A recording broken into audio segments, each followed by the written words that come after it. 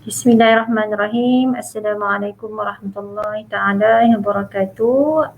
Bertemu kembali kita pada petang ini untuk sesi yang terakhir dengan tajuk puasa kanak-kanak dari sudut pandang syariah dan perubatan. InsyaAllah pada petang ini saya tidak bersendirian. InsyaAllah saya bersama dengan Datin Dr. Arba'iyah, yang mana salah seorang pakar kanak-kanak di Hospital Pekan An-Nur, yang mana akan berkongsi dengan kita semua mengenai adakah sesuai ataupun dibenarkan untuk kanak-kanak yang bawah usia untuk berpuasa pada bulan Ramadan, insya-Allah. Sebelum kita bertemu dengan Dr. Arba'iyah, insya-Allah saya terangkan sesikitlah sebagaimana dalam hadis Rasulullah SAW, hadis yang sahih, mafhum daripada hadis tersebut, perintahkanlah kepada anak-anak kamu untuk solat ketika mana berusia 7 tahun. Sekiranya tidak solat dan dalam usia yang 10 tahun, maka hendaklah memukul dengan keadaan pukulan yang tidak menyakitkan. Ada para ulama mengkiaskan hadis tersebut dengan perintah untuk melatih anak-anak untuk berpuasa pada bulan Ramadan, yang mana kita tahu puasa bulan Ramadan ni bukanlah hari-hari kan. Dia setahun sekali yang perlu kita cuba untuk melatih anak-anak kita dengan ibadah pada bulan Ramadan. InsyaAllah, okey. Sedikit masa lagi, sebelum tu kita tunggu pada mereka yang sudi bersama kita pada petang ini. InsyaAllah boleh invite sahabat-sahabat lain untuk bersama-sama kita mendengar kupasan yang menarik, yang bermanfaat untuk kita para ibu dan para bapa yang hendak memastikan anak-anak bersedia untuk melaksanakan puasa pada bulan Ramadan. InsyaAllah Doktor dah bersama kita pada petang ini. Assalamualaikum Doktor. Waalaikumsalam warahmatullahi. Sorry lambat sikit. Tak apa, insyaAllah mudah-mudahan. Okey, dengan tajuk puasa kanak-kanak dari sudut pandang syariah dan perubatan, yang mana tadi saya dah kupas sedikit mengenai pengkiasan lah, maksudnya ada hadis yang mengatakan wajarlah untuk kita melatih anak-anak kita seperti mana kita melatih anak-anak kita untuk melakukan ibadah solat, Doktor. Sebenarnya biasalah untuk keadaan 5 hari lagi nak menjelang Ramadan, pelbagai persediaan selaku ibu bapa untuk memastikan anak-anak ni orang kata get ready lah, Doktor. Dari sudut fizikal dia, dari sudut mental dia, yang mana kalau kita tahu dari sudut mentalnya mungkin kita dah berikan buku dan sebagainya, dah berikan telekong yang cantik-cantik untuk orang kata sembahyang tarawih, Doktor. Dan orang kata sediakan susu yang banyak untuk mereka kekal bertenaga pada bulan Ramadan. Mungkin pandangan doktor lah sekiranya ada nak memberikan kupasan mengenai berapakah usia yang sesuai untuk ibu-ibu ni melantik anak-anak untuk berpuasa. Silakan doktor. Okay. Assalamualaikum warahmatullahi wabarakatuh. Alhamdulillah, terima kasihlah pada pihak pengajuk kerana menjemput saya pada petang ini. Dan mohon maaf sebab saya melihat pesakit yang terakhir lah tadi, itu yang lambat 15 minit masuk sebab kalau tidak nanti lama pesakit tunggu sampai 1 jam kan. Faham tu keadaan tu. Habiskanlah yang tu. Jadi kembali pada soalan Ustazah tadi, sebenarnya tak ada clear guidelines berapa kita untuk melatih anak-anak ni. Mungkin Ustazah dah kupas tadi, maknanya kewajipan mereka adalah bila mereka balik ya. Tapi maknanya kalau sebelum balik tu tidak ada clear guidelines bermula umur berapa semua. Jadi benda ni sebenarnya bergantung kepada caretaker ataupun penjaga ataupun ibu bapa yang mengenali anak masing-masing. Jadi maknanya ada mungkin yang boleh mula awal, ada mungkin yang mula kemudian, tapi secara umumnya 6 tahun tu adalah umur yang sesuai dari segi perubatan dan dari segi perubatan tu maknanya lebih kepada kesediaan tubuh fizikal mereka dan juga daripada segi kematangan emosi dan kematangan berfikir mereka. Jadi 6 tahun tu adalah yang sesuai untuk dimulakan. Tapi ada juga parents yang memulakan awal, seawal 4 ke 5 tahun. Jadi ini rasanya kes-kes terpencil atau isolated. Jadi yang itu tu lebih kepada parents tu sendiri, effort dia macam mana memulakan dari awal dan anak-anak tu bersedia. Tapi kalau orang yang memang tak bersedia langsung tiba-tiba je nak memulakan, maknanya 6 tahun tu adalah masa yang sesuai. Itu pun bukannya dalam keadaan yang pressure ni maksudnya mesti buat. Jadi kita nak benda tu fun. Children's ni kan semua nak seronok, menjiwai puasa tu dengan keadaan yang seronok, happy, bukannya dalam keadaan yang tertekan. Jadi ini yang sangat subjektif. Jadi maknanya sebagai doktor selalu kita menasihati secara fizikalnya bersedia ataupun tidak, sehat ke tidak, status pemakanannya ada ke yang special yang perlu dilaksanakan. Jadi banyak faktor yang kena consider lah ya, insyaAllah. Dan kalau kita tengok secara umumnya pun dia orang ni start darjah 1 pun umur 6 tahun. Jadi 6 tahun tu maknanya orang kata dari segi kematangan fikiran dan tingkah laku tu sudah bersedia untuk memikul tanggungjawab. Jadi maknanya dia orang akan rasa bertanggungjawab untuk melaksanakan ibadah puasa tu dengan keupayaan masing-masing apabila di-explain ataupun diterangkan kenapa perlunya mereka ini berpuasa. Jadi itulah gambarannya. Kalau berdasarkan doktor punya pengalaman lah, beberapa case patient-patient ni, maknanya ada yang memulakannya seawal 4 hingga 5 tahun. Tapi ini memang sebenarnya mak dia dah memang parents tu dah tunjukkan daripada kecil-kecil lagi. Masuk umur 3 tahun dia dah mula mungkin 3 jam ke 4 jam ke. Lepas tu the next year masuk umur 4 tahun tu dia buat separuh hari. And then 5 tahun tu sampai pukul 4. And then 6 tahun tu full. Jadi maknanya yes, every year dia dah mulakan benda tu. Jadi maknanya seawal 4 tahun memang mungkin boleh. Sebab dimulakan fasa by fasa. Maknanya as years goes on, maknanya hours berpuasa tu bertambah. Rasanya daripada usia dia yang kecil, yang mana dia bila kita cerita dengan dia faham doktor keadaan kena tahan puasa, kena kurangkan makan by time to time kan, mungkin dia boleh faham untuk tahun-tahun yang akan datang ya. And for sure maknanya semua orang boleh tahu dan kebanyakan yang boleh mula awal dan faham ni adalah orang yang anak-anak yang IQ dia tinggi, yang cepat faham. Jadi kita pun tak boleh nak bandingkan anak usia bulan dah 4 tahun, 5 tahun dah puasa, abang ni 6 tahun pun tak boleh puasa lagi. We cannot say that because it's a different individual actually. Yeah? Okay. Itu je insyaAllah. Persediaan dari sudut mungkinlah kekerapan mak ayah yang sentiasa mengingatkan Ramadan untuk dipuasa kan, mungkin itulah salah satu persediaan mental yang perlu diketengahkan pada anak-anak seawal usia doktor ya.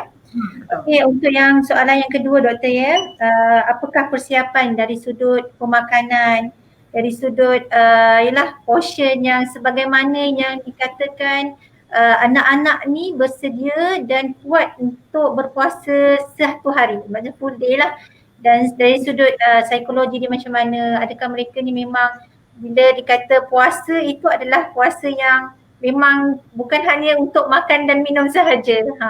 So macam mana doktor psikologi sekali? Right. First persediaan psikologi ni definitely is the parents lah. Mak ayahnya pun kena bersedia dari segi psikologinya. Maknanya tidaklah main terjah je. Sebab maknanya kita duk mengingatkan kita dulu-dulu senang aja, mak ayah tak buat apa. So we cannot say that because a different generation, different diorang punya upbringing, cara diorang ni menghadapi kehidupan tu. Jadi persediaan parents ni nombor satu, dia kena tahu macam Dr. Cik bincang tadi, kesediaan anak tu dia kena dah faham dah kesediaan anak. Yang nombor dua, dia kena peka dengan kelainan dalam tingkah laku anak-anak tu bila berpuasa. Sebab dari segi medical, anak-anak ni bila berpuasa dia punya cognitive function tu turun sikit. Jadi dia akan nampak macam lalok, dia akan nampak macam slow. Jadi itu semua memang kita akan nampak, dan itu is orang kata metabolisme anak-anak yang kita tak boleh nak elak. We have to adapt and we have to modify. Jadi maknanya parents kena peka yang tu. Jadi bila anak tu nampak macam terbaring je, dipanggil menyahut pelan-pelan, maknanya it's not good. Jadi itu tanda persediaan ibu bapa bila nak melatih anak berpuasa. Lepas tu yang keduanya maknanya kesediaan anak-anak pula lah. Maknanya kita tengok tahap anak-anak tu berbeza. Jadi maknanya kita just imagine lah macam smart child dengan yang anak-anak yang pemikiran dah low. Good eater ni yang kerja makan aja 2-3 jam, makan 2-3 jam. So versus picky eater. Picky eater versus eater. Susah nak makan. Betul. Jadi ini kesediaan anak. Jadi anak yang picky eater, dia boleh tak makan sampai lunch, dia skip pun tak apa. So tegak lagi boleh main. So mudah sikit lah sebab konsep puasa tu maknanya kita halang dia daripada makan dan minum kan. Tapi kalau yang good eater, yang selang 2 jam nak minta makan, selang 2 jam di dapur buka fridge. So yang ini different. Jadi maknanya ini pun sangat susah. Jadi kalau misalnya macam mana cara kita nak memulakan proses latihan, sepatutnya perkara tu dimulakan. Mungkin Rejab Syakban tu dah mula dah. Rejab dah mula, Syakban dah mula tu bukannya maknanya sebelum dia berpuasa. Maknanya instead of katalah dia ada meal, katalah breakfast dia ada, tea time dia ada, we skip the tea, snack, skip the snack. Then mungkin we delay the lunch. So maknanya ajar melatih dia punya keinginan, craving for food dengan dia punya body metabolism perut dia tu untuk bertahan perut kosong for certain period. Jadi maknanya slowly dan by the time Ramadan come baru terus totally tak ada puasa terus. Itu pun ikut juga for certain hours juga. Maknanya tengok kebolehan dia. Mungkin yang first time balik sekolah tu penat, allow lah dia orang untuk buka puasa pada 4 hari pertama for sure, macam for example. Dan lepas tu minggu kedua tu make it extend sampai 4 macam tu, especially yang first time. Tapi kalau masih 6 tahun dia orang dah buat macam tu, masuk 7 tahun tak boleh lah macam tu dah. Maknanya kenalah ada apa kata yes, upgrading tu kena ada lah. Jadi itu sebabnya melatih anak-anak puasa tu is not anak tu sendiri punya effort, it's actually the whole family punya effort. Jadi maknanya satu rumah tu kena menyokong dan memberi motivasi untuk anak ni memulakan puasa lah kan. Lepas tu macam kemudiannya maknanya dari tadi tu daripada segi kekerapan, keduanya dari segi portion tu macam kita cut down, maknanya kecilkan sikit portion tu. Lepas tu kurangkan yang manis, kurangkan yang masin, kurangkan processed food ataupun langsung tak ada processed food. Sebab kemasinan dan kemanisan, manis ni menyebabkan dahaga. Kita akan cepat dahaga, tapi masin tu menyebabkan kita craving for food, macam macam kubuluh lah, nak mencari makanan.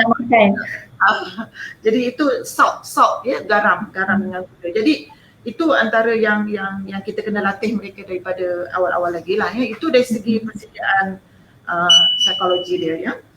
Dari segi persediaan makanan dia pula, maknanya kalau sahur ke macam mana, portion yang perlu diambil, menu dan sebagainya. Disiplin puasa ni sangat bagus untuk disiplinkan anak-anak yang suka makan mengagut-ngagut, tak kira masa. Ya, jadi maknanya puasa ni mendisiplinkan mereka. So itu antara natijah baik dia lah. Maknanya kita akan ada 2 main meal, 1 snacking. Jadi 2 main meal, 1 snacking. Main meal kita ada sahur dengan berbuka, snacking kita masa moreh tu. Jadi maknanya sebulan kita akan dilatih dengan 2 main meal, 1 snacking lah. Jadi maknanya pemilihan menu ni masa sahur tu sebenarnya sama je macam kita punya breakfast kita tu, dia maknanya portion dia, pilihan makanan, semuanya sama. Tak perlu nak macam untuk bertahan sampai petang kita doublekan the size, the volume, no. Sebab dia akan menerukkan keadaan, dia tak boleh nak hadam, dia tak boleh nak digest, perut muntah. Jadi tak boleh, maknanya portion tu is the usual portion yang dia ambil. maknanya apa jumlah makanan tu macam yang dia biasa ambil, tapi cuma kita beratkan sikit dari segi kompleks karbohidrat. Kompleks karbohidrat ni macam nasi, wholemeal bread, breakfast cereal yang macam ambil masa lama untuk dihadamkan supaya dia rasa bertahan sampai tengah hari dan petang ya. Drinks tu pun maknanya kita bagi yang rich ataupun high calorie, high energy, macam susu is the best lah actually, ataupun malted drinks ni macam Milo, beverage, Nestum, Horlicks atau semua tu bagus untuk dikonsum masa bersahur ya. Jadi tu je lah, maknanya careful dari segi pemilihan jenis makanan tu yang healthy lah, maknanya kita pilih, avoid nugget, avoid hot dog, semua tu memang kalau boleh memang janganlah bagi. Dan dia punya volume, portion dia. Portion tu maknanya portion yang memang sesuai untuk dia. Bukannya double triple sebab nak bagi dia penuh dan tahan sampai malam petang. Itu bukan. Macam tu lah insyaAllah. Maksudnya kalau dia berbuka tu memang dengan kadar yang macam biasa jugalah, seperti madu yang ataupun didoublekan sebagainya, doktor Cumanya content dia tu. Content tu make it healthy, maknanya yang sehat, yang berserat tinggi, yang karbohidrat and protein dia pun tinggi dengan fruits and sayur. Itu yang penting. Itu yang penting. Oh, okay. When it comes into this ni, maknanya challenge kita ni untuk kes-kes nak bersahur dengan nak buka puasa ni adalah anak-anak yang picky eater. Anak-anak yang suka makan tak ada challenge. Anak-anak yang picky eater is the challenge. Kita bayangkan anak tu memilih, nak itu tak nak, ni tak nak, itu tak nak, ni tak nak, tapi kita timing nak makan tu pendek je.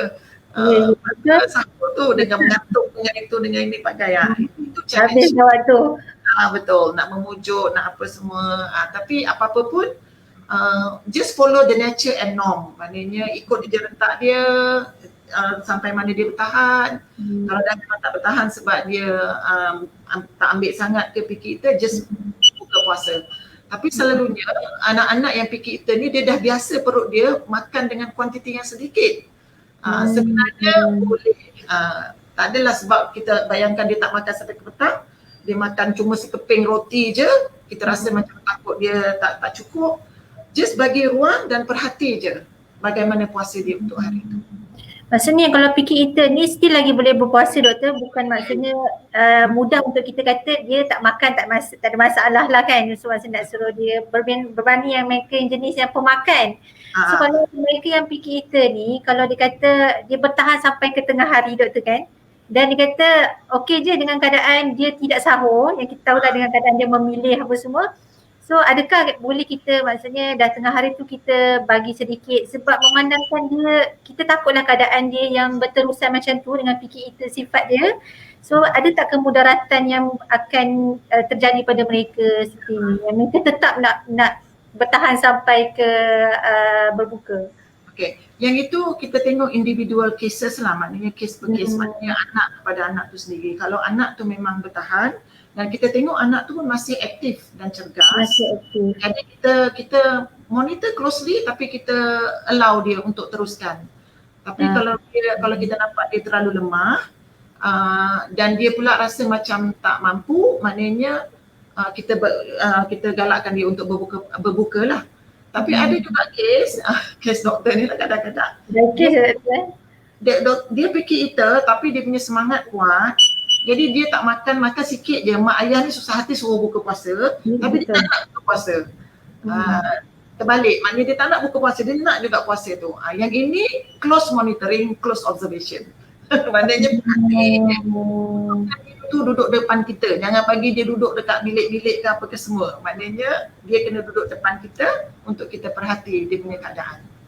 Maksudnya tak ada masalah lah untuk mereka ni berpuasa berterusan dalam keadaan dia kurang makan dan sebagainya. Badan mereka boleh bertahan lah. Sebab tu dia masih ada boleh berfikir nak meneruskan puasa tu. Kalau tidak dia just memang akan give up macam tu je. Okay, baik doktor. Okay doktor, untuk yang ketiga lah mengenai kita pun tahulah orang dewasa Bila mana dia berpuasa, metabolisme tubuh dia semakin meningkat, sistem pencernaan dia pun kira dipulihkanlah pada bulan puasa, dan orang kata kognitif kita pun semakin meningkat, boleh berfikir dengan lebih mendalam, disebabkan orang kata kurangnya berfikir dengan makan dan sebagainya, doktor.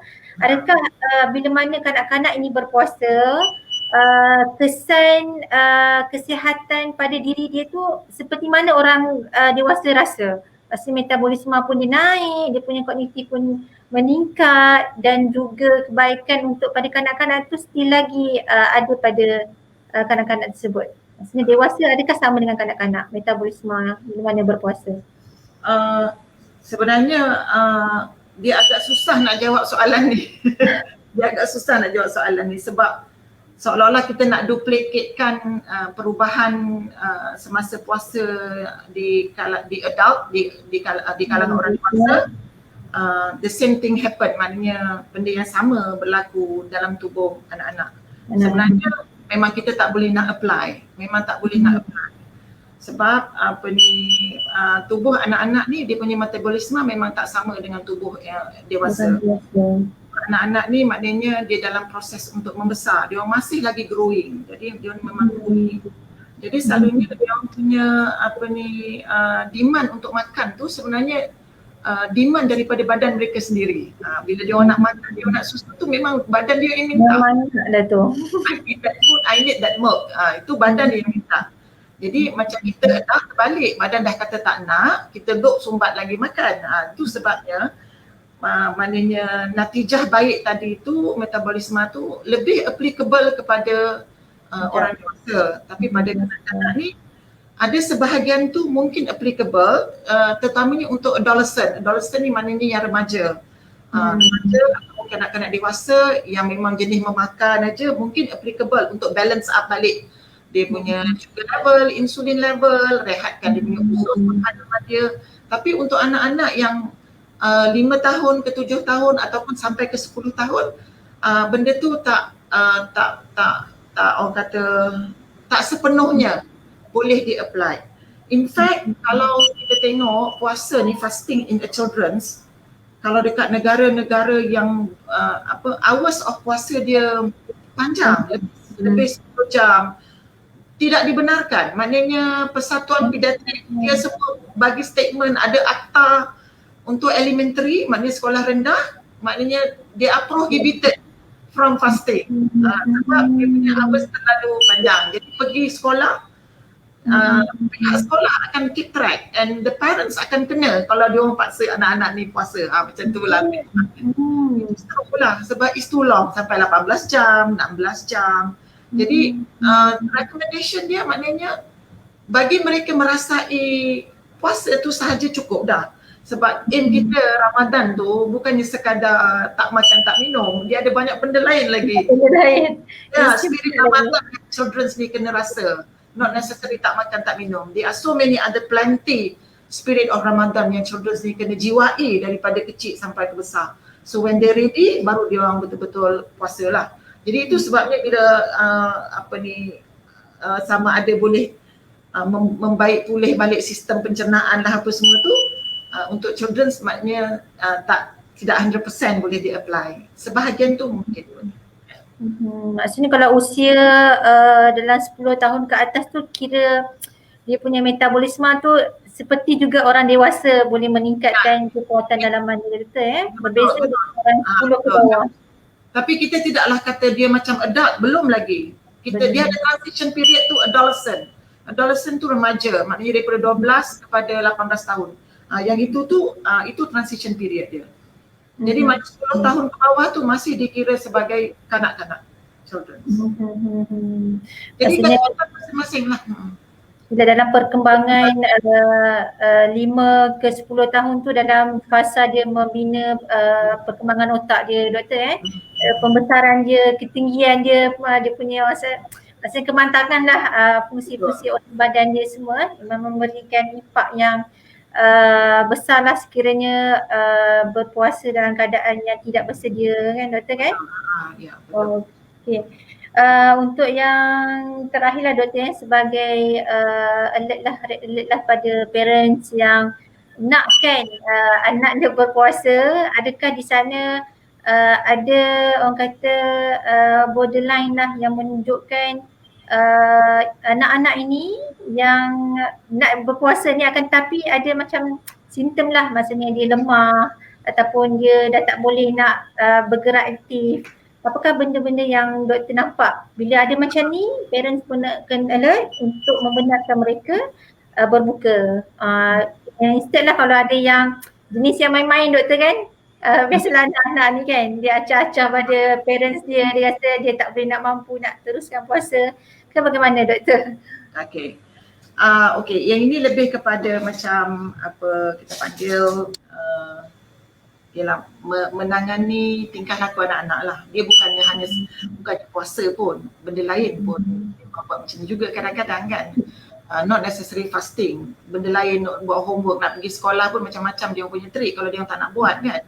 Jadi maknanya tapi apa-apa pun maknanya kalau untuk puasa ni kalau misalnya anak tu mengadu lapar, nampak macam tak bermaya dan menangis-nangis, pada seminggu pertama puasa permulaan dimula tu, doktor cadangkan raikan komplain dia tu. Raikan tu maknanya bukalah, macam tu.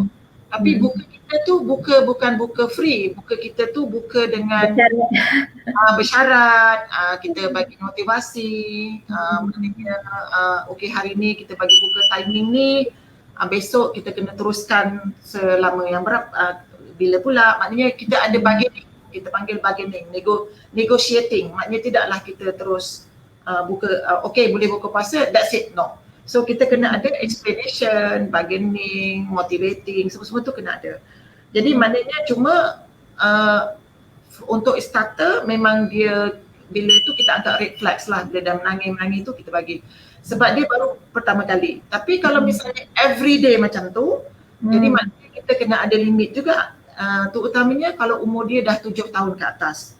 Tapi kalau umur ni maknanya 4, 5, 6, memang tak ada pilihan, maknanya kita kena bagi buka puasa tapi guna metod lain lah. Itu atas kreativiti parents untuk memulakan cubaan esoknya pula dan hari-hari seterusnya sampai 30 hari.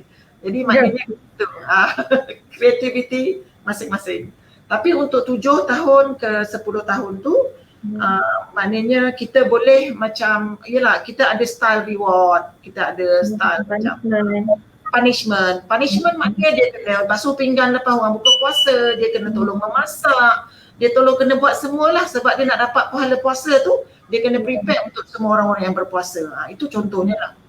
Jadi maknanya red flags tu tetap kena sentiasa ada, terutamanya untuk anak-anak yang berumur bawah 7 tahun. Tapi maknanya 7 hingga 9 tahun, 7 hingga 10 tahun itu ikut tahap-tahap masing-masing dan rasa doktor, ibu bapa lebih mengenali anak masing-masing. Jadi doktor pun tak nak bagi guideline sangat lah, maknanya cuma doktor konsep psikologi lah yang kata kita perlu ada reward lah. Maksudnya okey kalau kakak puasa Umi bagi duit raya RM100. Okey. So adakah benda tu satu amalan yang baik lah dari sudut untuk membina psikologi dia, untuk memberikan orang kata bukan sahaja nilaian duit lah yang kita ajar, bahkan lebih lagi yang kita nak daripada anak-anak kita doktor. Okay, nature anak-anak ni memang dia suka upah, dia suka puji. Itu nature dia orang. Jadi maknanya kita tak boleh lari, tak boleh tolak, tak boleh buang dah nature dia. Memang kita kena ikutlah rentak dia orang. Memang dia orang suka dipuji dan dia suka diupah. Jadi maknanya cuma kita je yang kontrol reward tu dalam bentuk apa dan dalam bentuk macam mana reward tu. Jadi reward ni sebenarnya dianggapkan sebagai seolah-olah macam kita nak capai satu goal. Jadi anak tu kita ajar untuk mencapai satu goal, maknanya satu target. Jadi maknanya bila target tu kita dah letakkan kat dia, maknanya dia faham apa target dia. Jadi bila dia capai, maknanya kita bagi dia reward tu. Di samping kita cakap memang pahala apa semua tu memang kita kena beritahu dan ulang-ulang lah. Cuma maknanya dia mama bagi ini, di akhirat Allah bagi lain.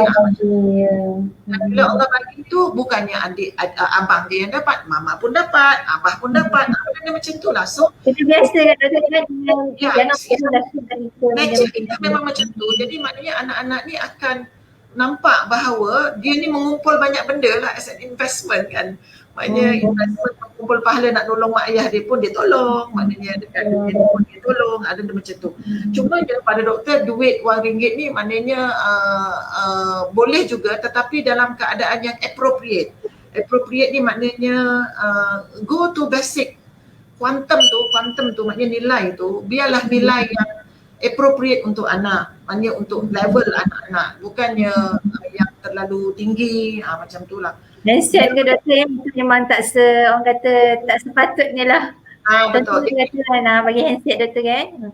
Betul. Itu memang maknanya bukan level anak-anak tu untuk dapat handset. Tapi maknanya benda-benda macam tu. Lepas tu macam boleh juga buat method yang macam jadual dekat dining, ada star, maknanya buat timing macam berbuka pukul 12, berbuka pukul 4, berbuka maghrib. So letaklah ada star tu kat situ, berapa star. Especially sesuai untuk anak-anak yang bawah 7 tahun. Yang macam goal tu 7 tahun. 7 hingga 10 tu dia memang reward yang jenis yang duit tadi tu lah. Barulah dia orang ni jalan sikit lah. Ada level tu berbeza-beza. Dia orang kata star ni memang tak ada apa lah star tu. Stiker dia kan, biasa stiker lah kan, mainan-mainan. Betul, tak ada apa, nothing, no value dia orang kata.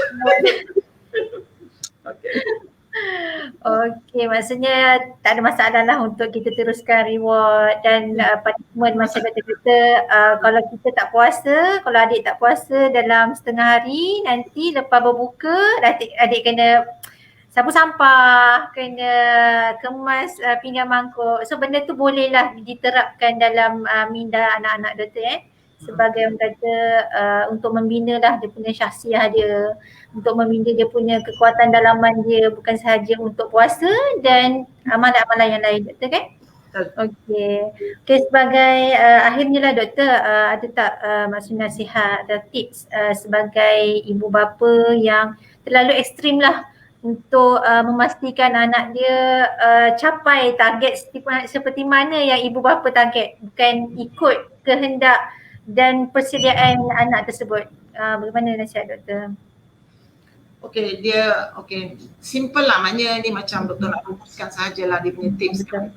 Nombor 1 dalam melatih anak-anak puasa ni dia kena practice lah. Orang kata practice to make perfect. Maknanya kalau kita rasa macam tahun ni kita fail nak latih anak-anak kita ni berpuasa. Jadi untuk Ramadan tahun akan datang, macam yang doktor explain awal-awal tadi, mulakan awal-awal, hatta mungkin sepanjang tahun. Ada masa yang kita puasa Khamis dengan Isnin tu puasa sunat ke, kita ajak anak-anak kita puasa sekali. Maknanya at least 1 hari je, tidaklah sampai 30 hari kan. Jadi itu orang kata practice make perfect. Maknanya bila selalu practice, maknanya dia akan jadi biasa. Jadi orang kata mula-mula kita paksa, kita push dia, lama-lama dia jadi kebiasaan. Bila dia dah biasa, dia akan maintain ataupun istiqamah. Jadi itulah dia punya tips yang pertama. Yang kedua tu maknanya is always healthy choice. Maknanya bila memilih makanan, memilih menu, maknanya kena yang sihat. Jadi knowledge tu kena ada. Jadi knowledge parents kena ada dan ajak anak-anak untuk share sekali, decide sekali menu untuk hari tu. Jadi siapa yang berpuasa dia dapat keuntungan lah, privilege. Kena tanya orang yang berpuasa yang paling muda, bukan yang paling tua. Yang paling muda tanya hari ni nak makan apa. So menu kena ikut. Dia ada option betul kan, kita meraihkan yang tua tak nak, dia kena ikut yang muda sekali. So yang muda sekali have the privilege untuk pilih apa yang nak lah kan. Dan yang ketiga macam doktor kata tadi, reward system is good, sesuai untuk anak-anak. Memang itu tak boleh nak lari lah reward system ni. Memang dia orang suka dipuji dan suka diberi hadiah ya. Lepas tu the whole day, maknanya bila kita dah memulakan nak puasa tu, kita kena ada tracking system. Tracking system ni macam kita keep track anak-anak kita ni. Bukannya kita semua puasa, kita biarkan aja. Kita keep track. Maknanya bukannya biar tahu-tahu balik sekolah, puasa lagi ke? Maknanya we keep track. How are you today? Macam mana hari ni?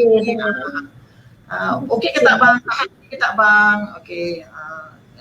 Sekejap lagi, 2 jam besar-besar timing, berapa jam.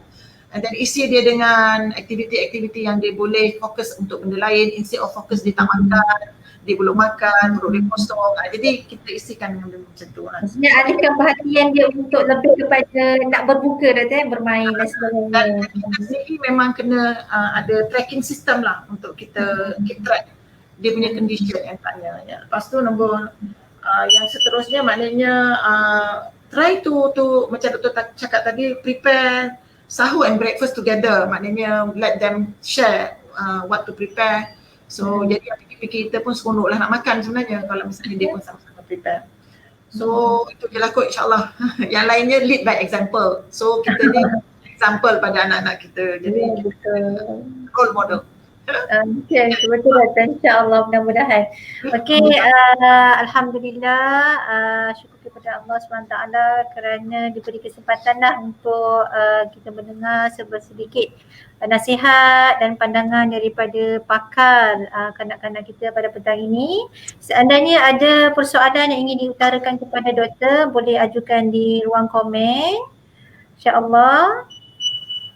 Dan cuma saya ada sharing lah doktor mengenai bila mana bila kita nak melatih anak-anak ni. Saya ada satu kisah yang terbaca dalam buku Kitab Usiam. Dia kata bila mana kita nak mengajar anak ni memang melatih tu seperti mana kita latih dia bersolat lah. Cumanya dalam konteks bila berpuasa ni ada dalam diceritakan para sahabat radhiyallahu anhum ajma'in yang mana mereka melatih juga anak-anak berpuasa, tapi bila mana ada unsur-unsur menangis dan sebagainya untuk membenarkan mereka buka, para sahabat ni dia bukan bagi terus doktor, dia bagi mainan. Macam mana doktor kata tadi, kita mengalihkan perhatian supaya mereka tidak berfikir untuk berbuka. So adanya lah, maksudnya kita boleh tiru dan boleh follow lah macam mana para sahabat nak mendidik anak-anak selain daripada bersolat, begitu juga pada berpuasa, insya-Allah. Okey, saya kira tidak ada persoalan dan saya kira juga para pendengar faham dan insya-Allah lah bersemangat. Sungguh pun dalam semangat kita, ICT kita pun kita ada parameter yang kita perlu lihat, bagaimana situasi anak kita, keadaan macam mana fizikal dia untuk bersedia dalam berpuasa dan Ramadan, insya-Allah. Okay, terima kasih doktor atas perkongsian pada petang ini. Semoga bermanfaat kepada semua. Saya akhiri dengan aku qauli hadza wa astaghfirullahal azim li wa lakum. Assalamualaikum warahmatullahi taala wabarakatuh. Assalamualaikum doktor. Waalaikumsalam. Alhamdulillah, sampai kita pada penghujung rancangan pada hari ini. Saya selaku pegawai syariah, pematuhan syariah Hospital Pakar Anu mengucapkan ribuan terima kasih kepada para pendengar yang sudi setia bersama kami dari awal sesi perbincangan hinggalah kini.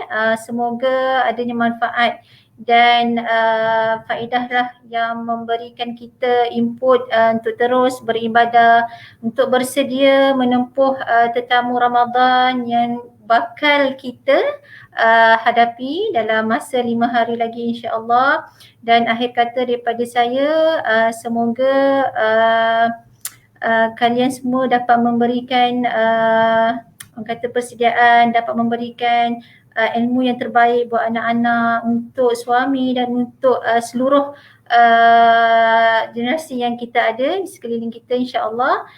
Dan saya akhiri dengan qul qauli hadza wa astaghfirullahal azim lakum. Assalamualaikum warahmatullahi taala wabarakatuh.